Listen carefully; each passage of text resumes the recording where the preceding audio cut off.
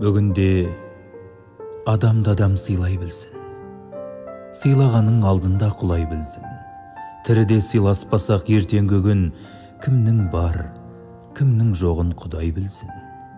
Әр пенде қиындыққа шыдай білсін, өзін өзі мықтылыққа сынай білсін. Көздің тірі кезінде күреспесек, ертеңіміз не боларын Құдай білсін.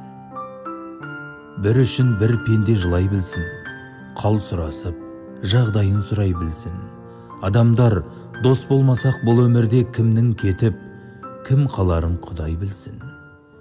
Мен де қонақ, сен сияқты бұл өмірде, қаяу салып жүрмейік біз көңілге. Сыйлассақ адамдықпен сіз біздесіп, содан асқан бақыт бар ма мына өмірде?